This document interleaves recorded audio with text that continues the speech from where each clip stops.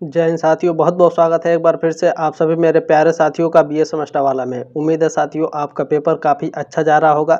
साथियों आज की क्लास बहुत ही शानदार होने वाली है। इस क्लास में हम लोग कवर करेंगे थर्ड ईयर 6 सेमेस्टर एग्जाम 2024, 25, 26, 27, 28 जब भी आप इस क्लास को देख रहे हो।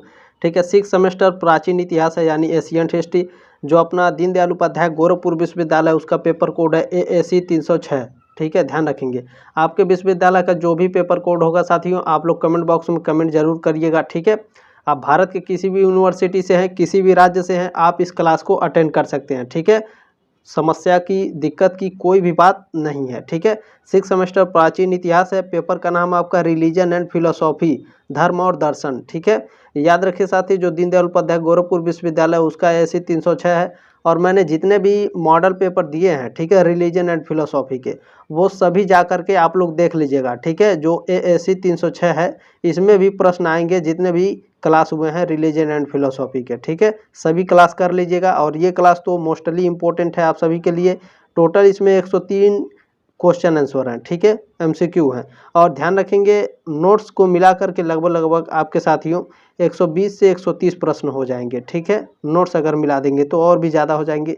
चले, कोई दिक्कत की बात नहीं है, स्टार्ट करते हैं आज की क्लास। पहला प्रश्न देखते हैं आपका क्या पूछा गया है। पहला प्रश्न आपको पूछा गया साथियों, महावीर की पुत्री का नाम क्या है। जो भगवान महावीर हैं इनके पुत्री का नाम क्या है, तो इनके पुत्री का नाम है प्रियदर्शनी। ठीक है, बी ऑप्शन आपका करेक्ट हो जाएगा। चले देखिए, भगवान महावीर के ऊपर एक मैंने पूरी क्लास कराई है, मॉडल पेपर दिया है, तो वो जा करके जरूर देख लीजिएगा आप लोग। ठीक है, चलें, जो दीनदयाल उपाध्याय गोरखपुर विश्वविद्यालय साथियों AAC 304 का उनका एग्जाम हुआ। ठीक है, तो वो सेकंड चैप्टर से उनका ज़्यादा प्रश्न आए थे। ठीक है, उसके बाद थर्ड चैप्टर से AAC जो 305 हुआ था उसमें थर्ड चैप्टर से ज़्यादा प्रश्न आए थे आपके एग्जाम में।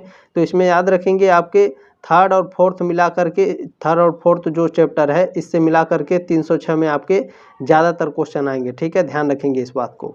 चलें, दूसरा प्रश्न आपका क्या पूछा गया है, महावीर को किस वृक्ष के नीचे संपूर्ण ज्ञान का बोध हुआ। यानी जो महावीर स्वामी हैं इनको संपूर्ण ज्ञान किस वृक्ष के नीचे हुआ था, तो साल का वृक्ष था। ठीक है, साल वृक्ष, ये ऑप्शन करेक्ट है।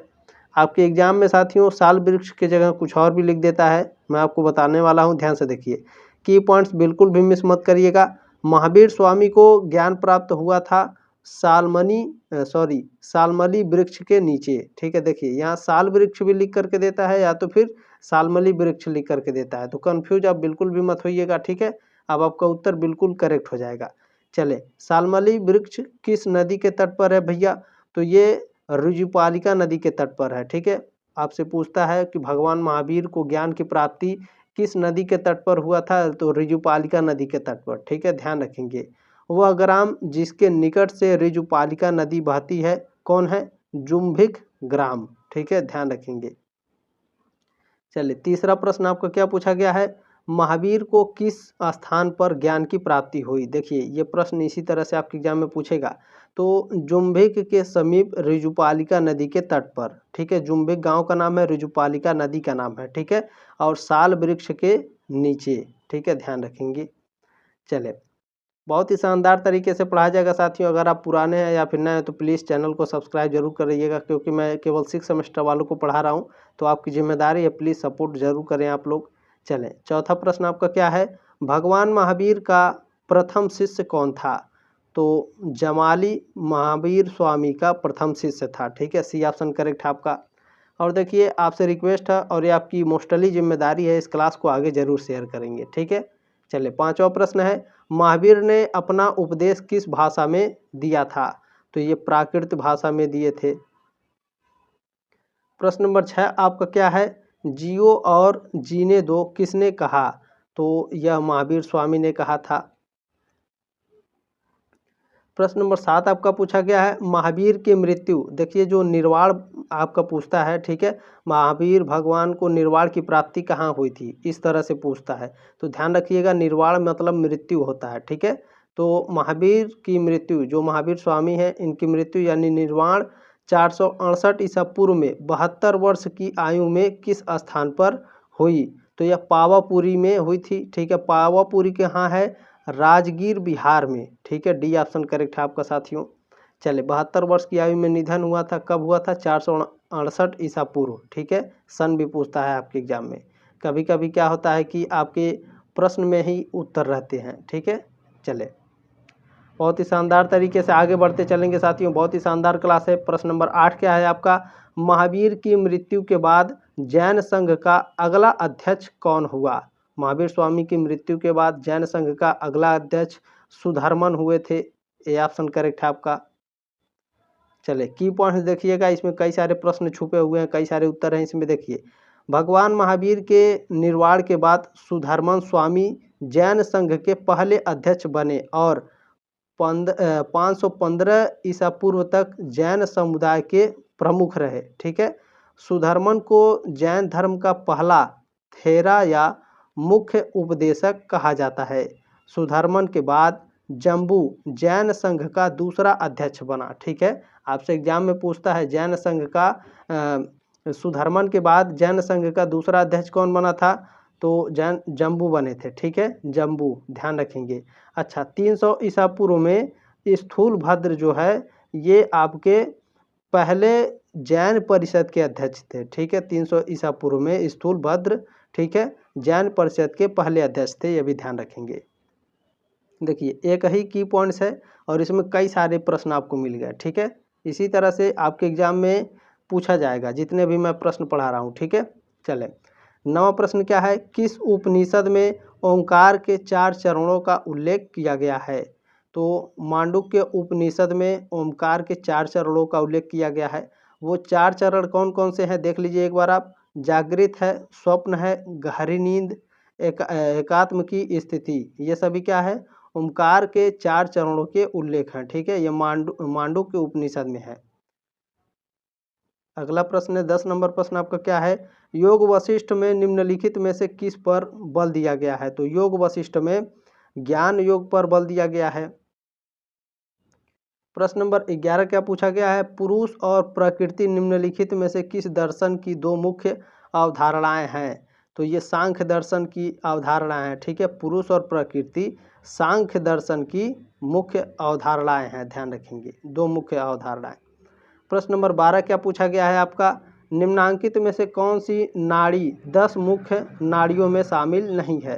तो अलम्बुसा ये शामिल है, कुर्म ये भी आपका ये नहीं शामिल है। ठीक है, कुहू, शंखनी और अलम्बुसा ये तीनों शामिल है, लेकिन कुर्म आपका शामिल नहीं है। ठीक है, तो 10 मुख्य नाड़ियों में कुर्म आपका शामिल नहीं है, बी ऑप्शन करेक्ट है आपका।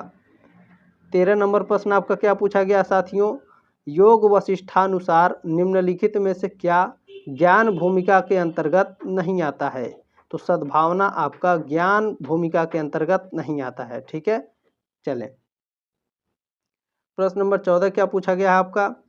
प्रश्नोपनिषद के अनुसार मनुष्य को विभिन्न लोकों में ले जाने का कार्य कौन करता है? तो प्रश्नोपनिषद के अनुसार मनुष्य को विभिन्न लोकों में ले जाने का कार्य प्राण वायु करता है। ये ऑप्शन करेक्ट हो जाएगा आपका। चले 15 नंबर प्रश्न क्या पूछा गया आपका? निम्न में से किस दर्शन की खोज मक्खली गोशाला द्वारा की गई थी? तो आजीविक दर्शन, ठीक है, आजीविक दर्शन की खोज मक्खली गोशाला के द्वारा की गई थी। चले जल्दी जल्दी देखने का प्रयास करेंगे। 16 नंबर प्रश्न है, निम्न में से किस स्थान पर बुद्ध को एक मनुष्य के रूप में कभी नहीं दर्शाया गया है, लेकिन केवल या तो 2 पैरों के निशान है या पहिए के एक प्रतीक के रूप में दिखाया गया है? तो ये सांची के स्तूप में दिखाया गया। ठीक है, ये ऑप्शन करेक्ट है आपका। प्रश्न नंबर 17 क्या पूछा गया है? निम्न में से कौन सा स्कूल सिर्फ ब्राह्मणवाद, जैन और बौद्ध धर्म की जगह, ठीक है, बौद्ध धर्म की जगह से अपनी कला के लिए जाना जाता है? तो मथुरा कला विद्यालय जाना जाता है भैया। ठीक है, मथुरा कला विद्यालय ये आपका ब्राह्मणवाद, जैन और बौद्ध धर्म की जगह, ठीक है, अपनी कला के लिए जाना जाता है। बहुत ही शानदार प्रश्न है, ध्यान रखेंगे। चले 18 नंबर प्रश्न क्या है? निम्न में से कौन सा रूढ़िवादी प्रणालियों का जोड़ा है? तो जो आपका न्याय वैशेषिक है, योग सांख्य है और मीमांसा वेदांत है, ये सभी आपके क्या हैं? रूढ़िवादी प्रणालियों के जोड़े हैं। ठीक है, डी ऑप्शन करेक्ट हो जाएगा। प्रश्न नंबर 19 आपका क्या पूछा गया है, निम्नलिखित प्रणाली में से कौन सा अपरंपरागत सिस्टम भारतीय दर्शन में शामिल नहीं है? तो ब्राह्मणवाद शामिल नहीं है। प्रश्न नंबर 20 आपका क्या पूछा गया साथियों, निम्न में से किस स्कूल ने वेदों के अधिकार के रूप में अच्छी तरह से ब्राह्मण वर्चस्व के पुजारियों को चुनौती दी थी? तो भौतिकवाद की चारवाक दर्शन ने। ठीक है, ये ऑप्शन करेक्ट हो जाएंगे आपके। जो भौतिकवाद की चारवाक दर्शन है, ठीक है, भौतिकवाद की चारवाक दर्शन, ये वेदों के अधिकार के रूप में अच्छी तरह से ब्राह्मण वर्चस्व के पुजारियों को चुनौती दी थी। ठीक है। प्रश्न नंबर 21 आपको क्या पूछा गया है, किस स्कूल को मूल सनातन धर्म कहा जाता है? तो अष्टिका स्कूल को मूल सनातन धर्म कहा जाता है। बी ऑप्शन करेक्ट हो जाएगा आपका। प्रश्न नंबर 22 आपका क्या पूछा गया है, निम्नलिखित में से कौन सी जीव की सही व्याख्या है जिसमें राज्य में किसी न किसी रूप में पौरस की प्रकृति से बंधा हुआ है? ये जीव की सही व्याख्या है, बिल्कुल ए ऑप्शन करेक्ट हो जाएगा आपका। प्रश्न नंबर 23 आपका क्या पूछा गया है, भक्ति को दार्शनिक आधार प्रदान करने वाले प्रथम आचार्य कौन थे? तो रामानुजाचार्य थे भैया। ठीक है, चलिए 24 नंबर प्रश्न आपका पूछा गया है, महापुरुषीय धर्म यानी एक शरण संप्रदाय के संस्थापक कौन थे? शंकर देव थे। डी ऑप्शन करेक्ट हो जाएगा आपका। प्रश्न नंबर 25 पूछा गया है, भक्ति आंदोलन के प्रारंभिक प्रतिपादक कौन थे? तो भक्ति आंदोलन के प्रारंभिक प्रतिपादक रामानुजाचार्य थे। ये ऑप्शन करेक्ट हो जाएगा आपका। प्रश्न नंबर 26 है आपका, सत्य, ठीक है, ब्रह्म सत्य है और जगत मिथ्या है, यह किसने कहा? तो यह शंकराचार्य ने कहा था। ठीक है, ब्रह्म सत्य है और जगत मिथ्या है, यह शंकराचार्य ने कहा था। चलिए 27 नंबर प्रश्न क्या है, पंजाब में भक्ति आंदोलन के अग्रदूत कौन थे? तो गुरु नानक देव थे।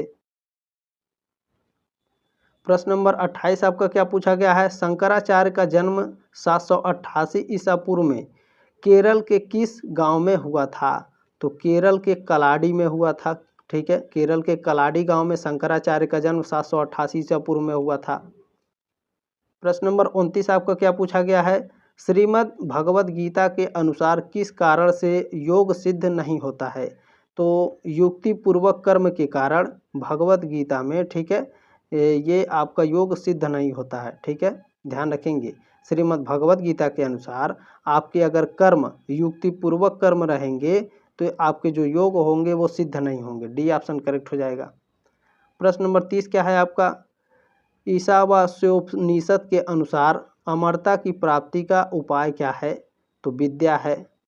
ये ऑप्शन करेक्ट हो जाएगा। प्रश्न नंबर 31 आपका क्या पूछा है, अस्मिता का अभिप्राय किसकी एकात्मकता से है? तो दृक् और दर्शन शक्ति से है। बी ऑप्शन करेक्ट है आपका। प्रश्न नंबर 32 आपका क्या पूछा है, योग सूत्र के अनुसार श्रवण की दैवी शक्ति प्राप्त करने की विधि निम्नलिखित में से कौन सी है? तो श्रोत्र आकाश संबंध पर संयम। यह ऑप्शन करेक्ट हो जाएगा। प्रश्न नंबर 33 पूछा है आपका, हठ प्रदीपशिका के अनुसार नादानुसंधान अभ्यास के प्रारंभ में किस प्रकार की ध्वनि सुनाई पड़ती है? तो मेघ की ध्वनि सुनाई पड़ती है, बादल की ध्वनि सुनाई पड़ती है। ठीक है, जब हठ प्रदीपशिका के अनुसार जब आप नादानुसंधान अभ्यास करेंगे तो आपको बादलों की ध्वनि सुनाई देगी। ठीक है, मेघ की ध्वनि। प्रश्न नंबर 34 क्या पूछा है, स्वात्माराम के अनुसार यम में कौन सा सर्वश्रेष्ठ है? तो स्वात्माराम के अनुसार यम में मीताहार सर्वश्रेष्ठ होता है। ये ऑप्शन करेक्ट हो जाएगा। प्रश्न नंबर 35 आपका क्या पूछा है, स्वात्माराम के अनुसार योग साधना में मन किसके साथ निकष्ट रूप में संबंध रहता है? तो प्राण के साथ निकष्ट रूप में संबंध रहता है। प्रश्न नंबर 36 आपका क्या पूछा गया है, जैन धर्म में शिक्षा का अंतिम लक्ष्य क्या है? जैन धर्म में शिक्षा का अंतिम लक्ष्य होता है मुक्ति या मोक्ष। बी ऑप्शन करेक्ट हो जाएगा आपका। देखिए, जैन धर्म में शिक्षा के अंतिम लक्ष्य को सा विद्या या मुक्तये भी कहा जाता है, जिसका मतलब होता है साथियों कि विद्या वही है जो मुक्ति दिलाए। ठीक है, सा विद्या या मुक्तये, इसका मतलब है विद्या वही है जो मुक्ति दिलाए। ठीक है, बी ऑप्शन करेक्ट है, ध्यान रखेंगे। प्रश्न नंबर 37 आपका पूछा गया है, निम्न में से किसमें बौद्ध धर्म में शिक्षा की दीक्षा का समारोह है? तो बीजा में है, सी ऑप्शन करेक्ट है आपका। प्रश्न नंबर 38 क्या पूछा है, निम्न में से कौन सा जैन धर्म का मंत्र है? तो सभी पापी कृत जीवन भर के लिए त्यागना, ठीक है, ये जैन धर्म का मंत्र है, ये ऑप्शन करेक्ट हो जाएगा। प्रश्न नंबर 39 क्या पूछा गया है आपका, भारतीय दर्शन में कितने स्कूल रूढ़िवादी हैं? तो 6 स्कूल रूढ़िवादी हैं। कौन कौन से हैं भैया? तो ये भी मैं आपको बता देता हूँ, ध्यान से देखिएगा। भारतीय दर्शन में 6 रूढ़िवादी या शास्त्रीय विद्यालय हैं। कौन कौन से? सांख्य दर्शन, योग दर्शन, न्याय दर्शन, वैशेषिक दर्शन, पूर्व मीमांसा दर्शन, उत्तर मीमांसा यानी वेदांत दर्शन, ठीक है। ये 6 प्रकार के आपके भारतीय दर्शन 6 रूढ़िवादी या शास्त्रीय विद्यालय हैं, ठीक है। चले प्रश्न नंबर 40 आपका पूछा, बहुत ही शानदार है, निम्न में से कौन सा सांख्य दर्शन के अनुसार सृष्टि के सही क्रम है? तो सबसे पहले आपका पोरस आता है, उसके बाद प्रकृति, महत, उसके बाद अहंकार, ठीक है, डी ऑप्शन करेक्ट हो जाएगा आपका। प्रश्न नंबर 41 आपका पूछा है, भक्त तुकाराम कौन से मुगल सम्राट के समकालीन थे? तो यह जहांगीर के समकालीन थे। प्रश्न नंबर 42 आपका पूछा गया है, निम्नलिखित में से कौन सा एक सही कालानुक्रम है? शंकराचार्य के बाद रामानुजाचार्य, उसके बाद चैतन्य, बिल्कुल ए ऑप्शन करेक्ट हो जाएगा आपका। प्रश्न नंबर 43 है आपका, सभी भक्ति संतों के मध्य एक समान विशेषता कौन सी थी? तो अपनी वाणी को उसी भाषा में लिखें जिसे उनके भक्त समझते थे, ठीक है, तो ए ऑप्शन करेक्ट हो जाएगा आपका। प्रश्न नंबर 44 आपका क्या पूछा गया है, भक्ति आंदोलन का प्रारंभ किसके द्वारा किया गया? भक्ति आंदोलन का प्रारंभ अलवार नयनार संतों के द्वारा किया गया। प्रश्न नंबर 45 आपका पूछा है, रामानुज के अनुयायियों को क्या कहा जाता है? तो रामानुज के अनुयायियों को वैष्णव कहा जाता है। प्रश्न नंबर 46 पूछा है, आदि शंकर जो बाद में शंकराचार्य बने, उनका जन्म कहाँ हुआ था? तो इनका जन्म केरल में हुआ था, ठीक है। किस गांव में? तो कलाड़ी गांव में, ठीक है, कलाड़ी गांव में। चले आगे बढ़ते हैं। 47 नंबर प्रश्न है, बीजक का रचयिता कौन है? तो बीजक के रचयिता कबीरदास हैं, बी ऑप्शन करेक्ट हो जाएगा।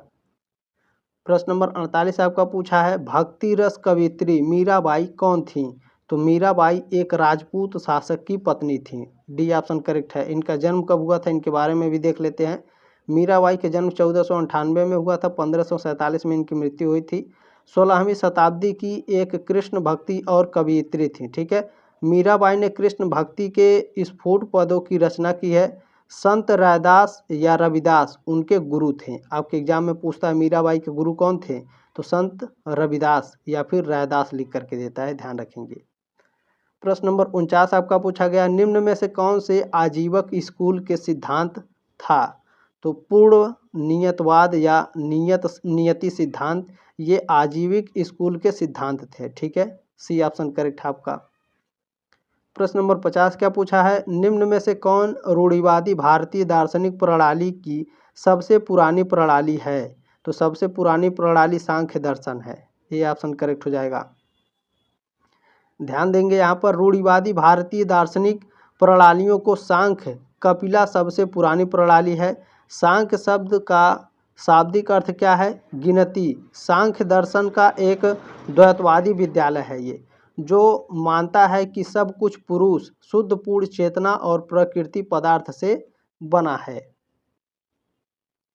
प्रश्न नंबर 51 आपका क्या पूछा गया है, धारणासु च योग्यता मनसः किसकी परिणाम है? तो यह किसका परिणाम है भैया? तो यह प्राणायाम का परिणाम है, ठीक है, प्राणायाम का, बी ऑप्शन करेक्ट हो जाएगा।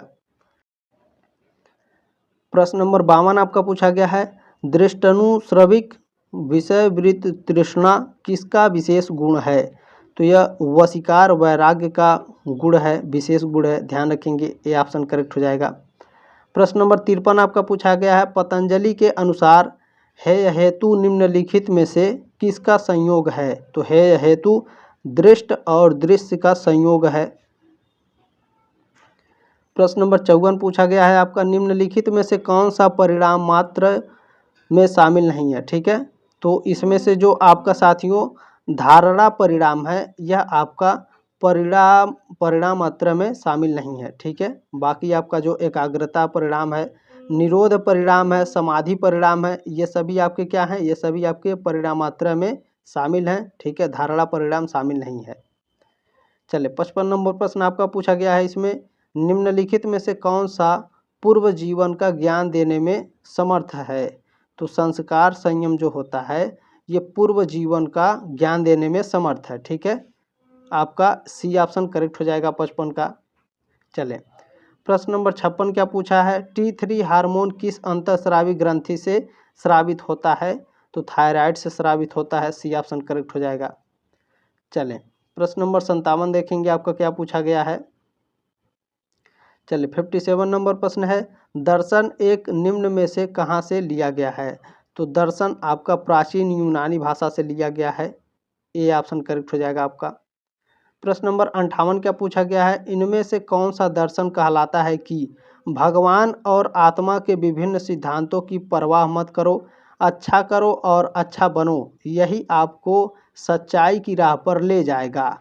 तो यह बौद्ध धर्म दर्शन के जो बौद्ध धर्म के दर्शन है। ठीक है, ये कहता है जो बौद्ध धर्म के दर्शन है यानी बौद्ध धर्म का जो रास्ता है वह कहता है भगवान और आत्मा के विभिन्न सिद्धांतों की परवाह मत करो, अच्छा करो, अच्छा बनो। ठीक है, अच्छा कर्म करो, अच्छा बनो, यही आपको सच्चाई की राह पर ले जाएगा। ठीक है, यह बौद्ध धर्म का रास्ता यानी दर्शन कहता है।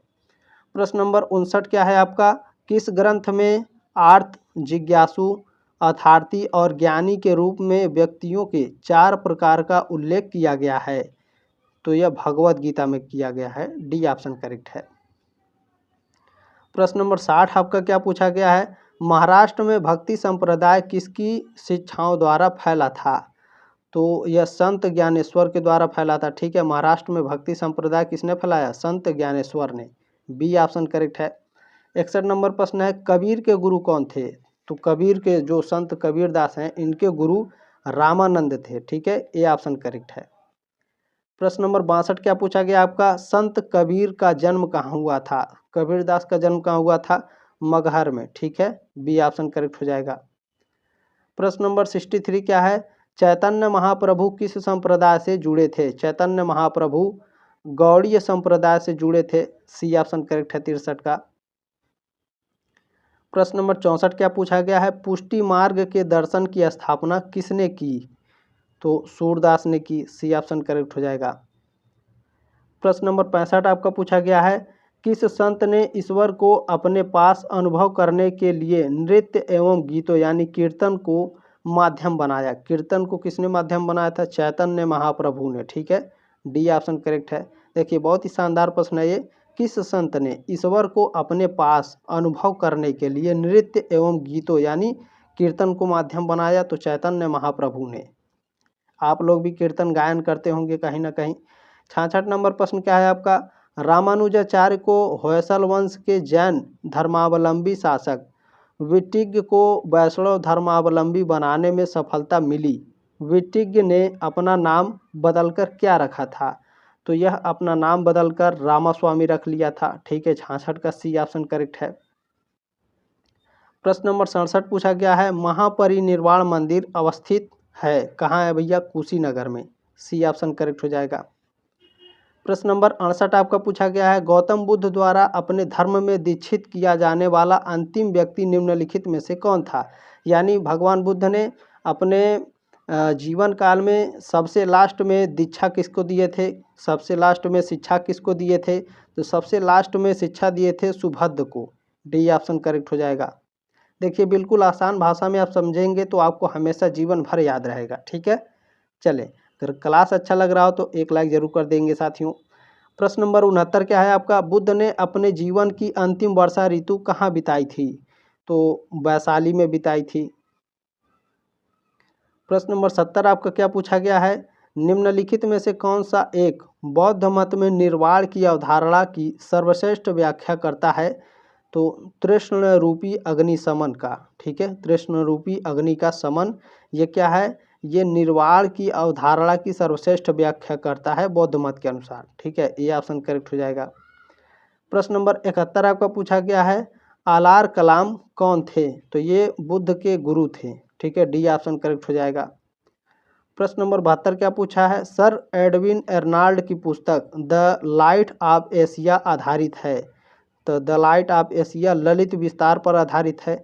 The light of Asia Gautam Buddha भगवान को कहा जाता है, ध्यान रखेंगे।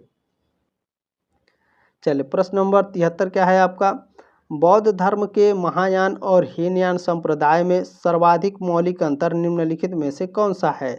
तो देवी देवताओं की पूजा, ये अंतर होता है हीनयान और महायान संप्रदाय में। ठीक है, गौतम बुद्ध भगवान को, ठीक है, एशिया का लाइट कहा जाता है, लाइट ऑफ एशिया कहा जाता है गौतम बुद्ध भगवान को, ध्यान रखेंगे, पूछा जाता है आपके एग्जाम में। प्रश्न नंबर 74 क्या है, गौतम बुद्ध को एक देवता का स्थान किस राजा के युग में प्राप्त हुआ?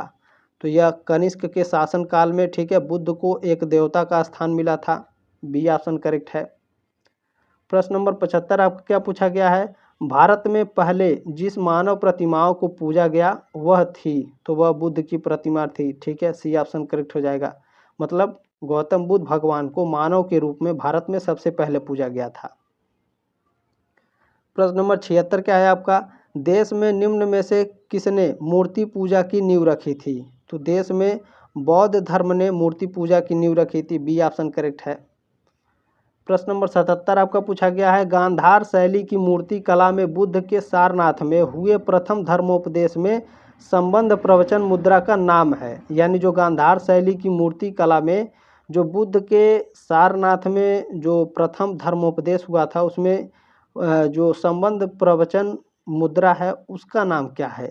तो उसका नाम है धर्मचक्र। प्रश्न नंबर 78 आपका पूछा गया है, बुद्ध की खड़ी प्रतिमा निम्न में से किस काल में बनाई गई? तो मौर्य काल में बुद्ध की खड़ी प्रतिमा बनाई गई थी। प्रश्न नंबर 79 क्या पूछा गया है आपका, भूमि स्पर्श मुद्रा की सारनाथ बुद्ध मूर्ति संबंधित है, कहाँ से है? तो गुप्त काल से है भैया। ठीक है, भूमि स्पर्श मुद्रा की सारनाथ बुद्ध मूर्ति गुप्त काल में बनाई गई थी, ध्यान रखेंगे। प्रश्न नंबर 80 आपका क्या पूछा गया है, निम्नलिखित में से कौन से शासक ने बौद्ध मत के विस्तार में योगदान नहीं दिया? तो हर्षवर्धन ने दिया था, अशोक ने और कनिष्क ने भी, पुष्यमित्र शुंग ने नहीं दिया था। ठीक है, इसको क्रूर शासक बोला जाता है, इसने बुद्ध की मूर्तियों को तोड़वा दिया था। ठीक है, चले 81 नंबर प्रश्न आपका क्या पूछा गया है, महात्मा बुद्ध ने अपना पहला धर्मचक्र परिवर्तन किस स्थान पर दिया था? तो सारनाथ में दिए थे भैया। चले 82 नंबर प्रश्न आपका पूछा गया है, बुद्ध कौशाम्बी किसके राज्यकाल में आए थे? तो उदयन के राज्यकाल में भगवान बुद्ध कौशाम्बी आए थे। प्रश्न नंबर 83 आपका पूछा गया है, बुद्ध की मृत्यु के पश्चात प्रथम बौद्ध संगीति की अध्यक्षता की गई किसके द्वारा? महाकश्यप द्वारा। ठीक है, कब की गई थी ये भी देख लीजिए। प्रथम बौद्ध संगीति महाकश्यप की अध्यक्षता में लगभग 400 ईसा पूर्व राजगृह में आयोजित की गई थी। ठीक है, चले देखिए, जो बुद्ध के जितने भी ये आपके बौद्ध संगीति हुए हैं, ठीक है, उसको मैंने काफ़ी एक्सप्लेन कर करके बताया है। तो देखिए, आप लोग ज़रूर जाके क्लास को देख लीजिएगा। ठीक है, इससे भी शानदार क्लास वो सभी क्लासेस हैं, तो ज़रूर एक बार देख लीजिएगा। चले, प्रश्न नंबर 84 क्या है, कश्मीर में कनिष्क के शासनकाल में जो बौद्ध संगीति आयोजित हुई थी उसकी अध्यक्षता निम्नलिखित में से किसने की थी? तो वसुमित्र ने की थी, डी ऑप्शन करेक्ट हो जाएगा 84 का। अच्छा, ध्यान रखेंगे, कुषाण राजा कनिष्क के शासनकाल में कश्मीर में आयोजित चौथी बौद्ध संगीति की अध्यक्षता वसुमित्र ने की थी। अच्छा, जब वो बौद्ध संगीति हुई थी चतुर्थ वाली, तो उसकी जो उपाध्यक्ष थे वो कौन थे? अश्वघोष उसके उपाध्यक्ष थे।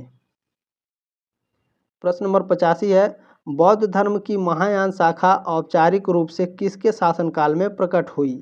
तो यह कनिष्क के शासनकाल में प्रकट हुई थी।